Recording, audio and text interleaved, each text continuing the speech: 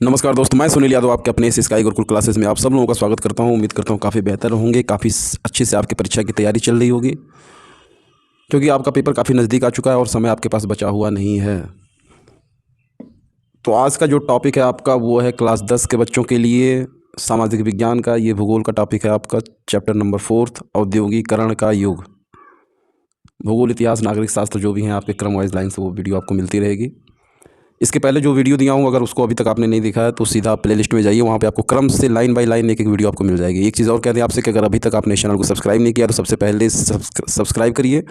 बगल में all notification का आइकन आएगा, उस पर क्लिक करिए ताकि जो भी वीडियो अपलोड हो आपको नोटिफिकेशन के माध्यम से मिलती रहे। और इतना काम और कर दीजिए कि अगर आपका कोई मित्र है जो क्लास 10 का बच्चा हो, जो तैयारी कर रहा हो, जिस तरीके से आपके लिए लाभप्रद है उसी तरह उसके लिए भी हो सकती है। ये राजीव से जुड़े हुए जितने भी प्रश्न है ऑब्जेक्टिव वाले, वो मैं दे रहा हूँ आपको। Question bank, Rajeev question bank. अगर आपके पास बुक है तो ठीक है, नहीं है तो भी ठीक है। सबसे पहले तो आप अपना नोट्स खुद पढ़िएगा, उसके बाद इसको आप रिवीजन के तौर पे लीजिएगा। जो रियलिटी हो मैं बोल रहा हूँ आपसे, क्योंकि आपका नोट्स आपके द्वारा बनाया गया है और वो बेस्ट है, हमेशा रहेगा। बाकी उसके बाद आप इन क्वेश्चन बैंक को देखिएगा, चाहे आपके पास कोई भी सीरीज हो उसको देखिएगा। उससे फ़ायदा ये होगा कि उसमें प्रश्न पूछे कैसे जाते हैं ये आपको ज़रूर पता चल जाएगा। पता चले कि सब पढ़ लिए हो, सारी तैयारी हो और प्रश्न को समझ ही ना पाएँ तो भी बेकार हो जाएगा। तो कुछ भी है तो उसको आप अपनी किताब के प्रश्न को भी देखिएगा। चलेंगे सीधा आज के टॉपिक पे, क्योंकि समय ज़्यादा आपका बर्बाद नहीं करूँगा। चैप्टर नंबर 4 है औद्योगिकरण का युग। औद्योगिकरण का युग, सिर्फ इसमें ऑब्जेक्टिव वाले प्रश्न देखेंगे। हर चैप्टर का ऑब्जेक्टिव दूंगा सभी सब्जेक्टों के, जितना संभव हो सकेगा आपके परीक्षा के टाइम तक। चैप्टर वाइज अलग अलग है। समय अगर मिला तो 2-4 चैप्टरों को एक ही में करके एक एक बड़ा वीडियो भी बना दूंगा, या हो सके अगर संभव रहा तो सभी को मिला के एक ही में, लेकिन वो परीक्षा के आखिरी टाइम में, अभी नहीं। अभी एक एक चैप्टर आपको मिल रहा है, आप इसको देखते चलिए। प्लेलिस्ट में जाएंगे, स्काई गुरुकुल के नाम से है चैनल। प्लेलिस्ट में जाएंगे, वहाँ पे सब्जेक्ट वाइज आपको सभी वीडियो मिल जाएंगे। चलिए देखते हैं औद्योगिकरण का युग। औद्योगिकरण का युग बहुविकल्पीय प्रश्न, जो आपके 1 अंक यानी 1 नंबर का आएगा।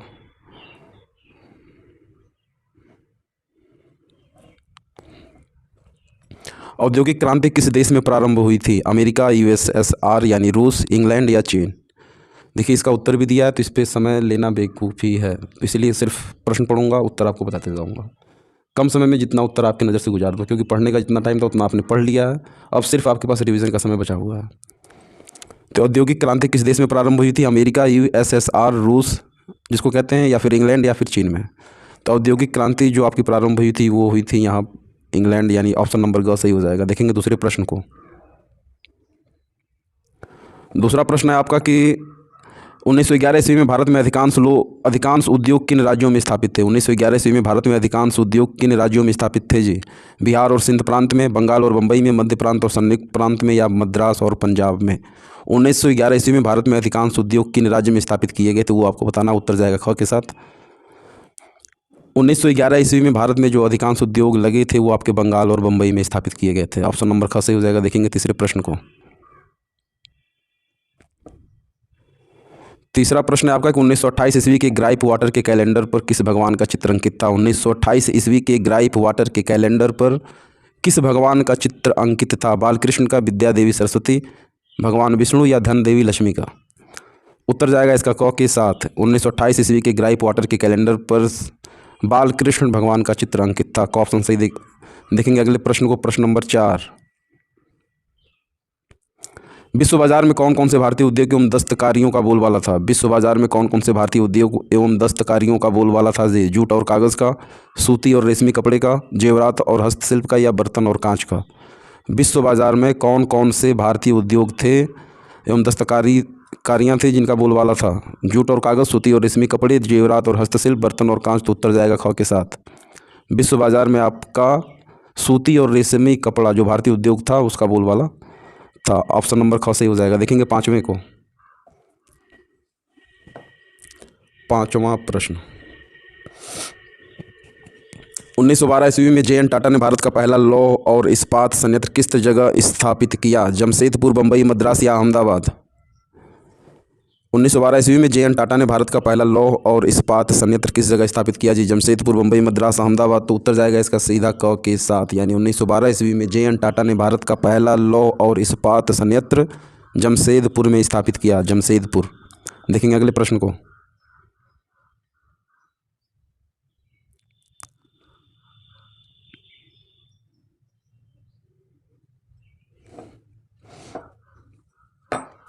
गिल्ड्स क्या थे? व्यापारियों के संगठन थे, नाविकों के संगठन थे, विद्वानों के संगठन थे या उत्पादकों के संगठन थे? गिल्ड्स क्या थे? गिल्ड्स क्या थे? व्यापारियों के संगठन, नाविकों के संगठन, विद्वानों के संगठन, उत्पादकों के संगठन। तो उत्तर जाएगा इसका क के साथ, यानी कि जो गिल्ड्स क्या थे वो व्यापारियों के संगठन को क्या कहते थे? गिल्ड्स। देखेंगे प्रश्न नंबर 7 को। प्रश्न नंबर 7 आपका है कि फ्लाइंग शटल से क्या तात्पर्य है?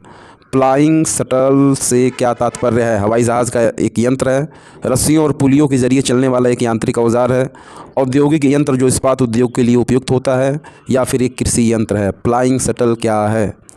हवाई जहाज़ का एक यंत्र है, रस्सियों और पुलियों के जरिए चलने वाला एक यांत्रिक औजार है, औद्योगिक यंत्र जो इस्पात उद्योग के लिए उपयुक्त होता है, या फिर एक कृषि यंत्र है? तो उत्तर जाएगा इसका ख के साथ। फ्लाइंग शटल क्या है जी? रस्सियों और पुलियों के जरिए चलने वाला एक यांत्रिक औजार है। देखेंगे प्रश्न नंबर 8 को।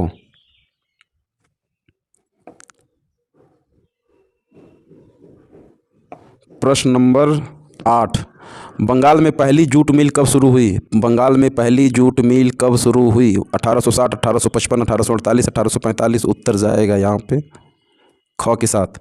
बंगाल में पहली जूट मिल आपकी 1855 ईस्वी में शुरू हुई थी। देखेंगे प्रश्न नंबर 9 को।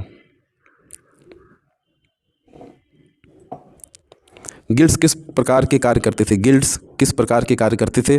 गिल्ड्स से जुड़े उत्पादक कारीगरों को प्रशिक्षण देते थे, प्रतिस्पर्धा और मूल्य तय करते थे तथा व्यवसाय में नए लोगों को रोकते थे, उत्पादकों पर नियंत्रण रखते थे, या फिर उपरोक्त सभी? गिल्ड्स किस प्रकार के कार्य करते थे? गिल्ड्स से जुड़े उत्पादक कारीगरों को प्रशिक्षण देते थे, प्रतिस्पर्धा और मूल्य तय करते थे तथा व्यवसाय में नए लोगों को रोकते थे, उस उत्पादकों पर नियंत्रण रखते थे, या फिर उपरोक्त सभी? तो उत्तर जाएगा यहाँ पे घ के साथ। गिल्ड्स किस प्रकार के कार्य करते थे? तो ये सभी करते थे जो आपके ऑप्शन में दिया गया है।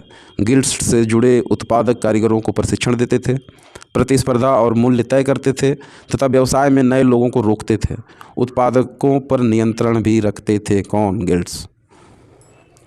देखेंगे प्रश्न नंबर 10 को। औद्योगिक क्रांति सर्वप्रथम कहाँ प्रारंभ हुई थी? औद्योगिक क्रांति सर्वप्रथम कहाँ पे प्रारंभ हुई थी जी? औद्योगिक क्रांति सर्वप्रथम कहाँ पे प्रारंभ हुई थी? इंग्लैंड, जर्मनी, फ्रांस या इटली? उत्तर जाएगा क के साथ। औद्योगिक क्रांति सर्वप्रथम इंग्लैंड में प्रारंभ हुई थी। देखेंगे प्रश्न नंबर 11 को।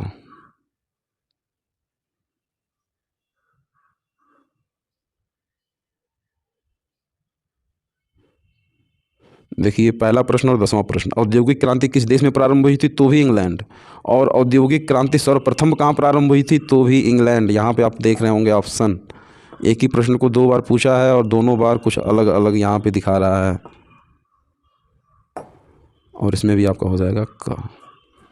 इस तरीके से आप देख रहे हैं। देखेंगे प्रश्न नंबर 11 को।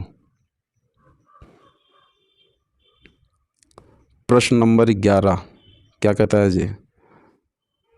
प्रश्न नंबर 11 आपका कहता है कि कलकत्ता में किस पूंजीपति ने पहली भारतीय जूट मिल को स्थापित किया था? प्रश्न नंबर 11 आपका कह रहा है कि कलकत्ता में किस पूंजीपति ने पहली भारतीय जूट मिल को स्थापित किया था? उरिकानाथ टैगोर ने, डिनसा पेटिट ने, जमशेद जी नुसरवान जी टाटा ने, सेठ हुकुमचंद ने?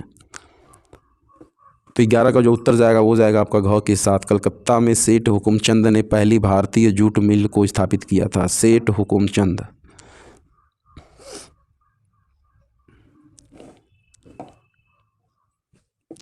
प्रश्न नंबर 12, ईस्ट इंडिया कंपनी के बुनकरों पर निगरानी रखने, माल इकट्ठा करने और कपड़ों की गुणवत्ता जांचने के लिए वेतनभोगी कर्मचारी तैनात कर दिए, जिन्हें कहा जाता था क्या?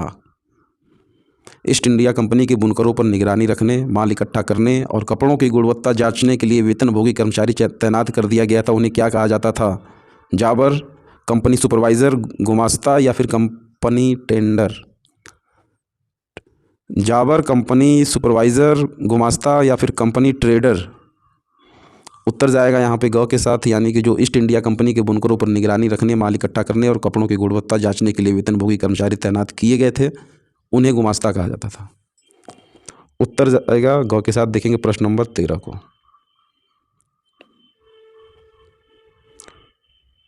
प्रश्न नंबर 13, बम्बई में कपड़ा मिल कब खुला? बम्बई में कपड़ा मिल कब खुला था जी? 1845, 1850, 1852, 1854। उत्तर जाएगा घ के साथ। बम्बई में पहला कपड़ा मिल 1854 ईस्वी में खोला गया था। देखेंगे प्रश्न नंबर 14 को। प्रश्न नंबर 14,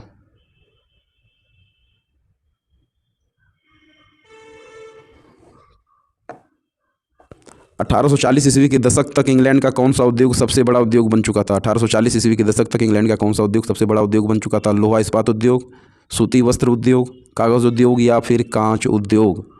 1840 ईस्वी के दशक तक इंग्लैंड का कौन सा उद्योग सबसे बड़ा उद्योग बना था जी? लोहा इस्पात, सूती वस्त्र, कागज़ या फिर कांच? उत्तर जाएगा ख के साथ। सूती वस्त्र उद्योग था वो 1840 ईस्वी के दशक तक इंग्लैंड का सबसे बड़ा उद्योग बन गया था, सूती वस्त्र उद्योग। देखेंगे प्रश्न नंबर 15 को।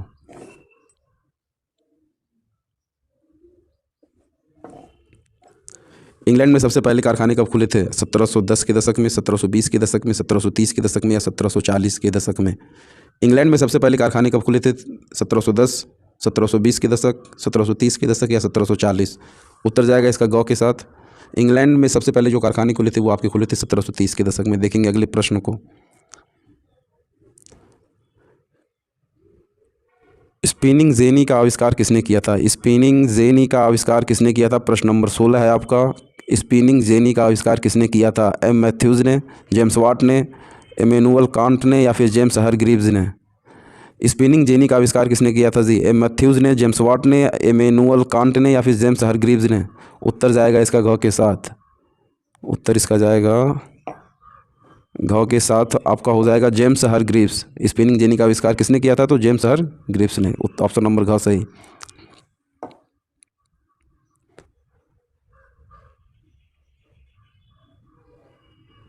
तो टोटल आपके 16 प्रश्न थे वो कंप्लीट हो चुके हैं।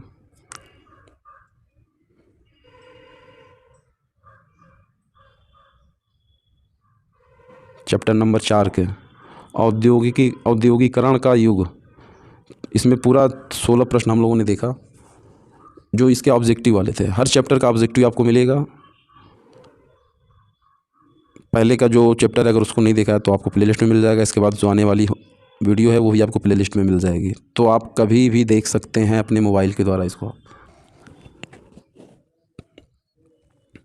अगला चैप्टर इसके बाद आपको मिलेगा, फिर इसके बाद अगला। तो एक एक करके जितने भी चैप्टर हैं वो आपको प्रोवाइड कराता रहूँगा। आप अपनी परीक्षा की जमकर तैयारी करिए। अभी तक जितना खेलना कूदना था आप खेल के कूद चुके हैं। अब समय आपके पास नहीं है खेलने कूदने का। सिर्फ जब तक पेपर आपका है तब तक उस खेलने कूदने वाले समय को सिर्फ आधे से 1 घंटे में बदल दीजिए, ताकि उतने टाइम को आप सिर्फ मन बहलाने के लिए जा सकें। बाकी टाइम पेपर के लिए दें ताकि आपका पेपर बेहतर हो और आप अच्छे नंबरों से पास हों जानकारी के साथ। चलिए दोस्तों, तब तक आप बने रहिए इस स्काई गुरुकुल के प्लेटफॉर्म पे। मैं फिर मिलता हूँ आपसे अगली वीडियो में कुछ नए प्रश्नों के साथ, कुछ नए टॉपिक के साथ। तब तक के लिए जय हिंद, जय भारत।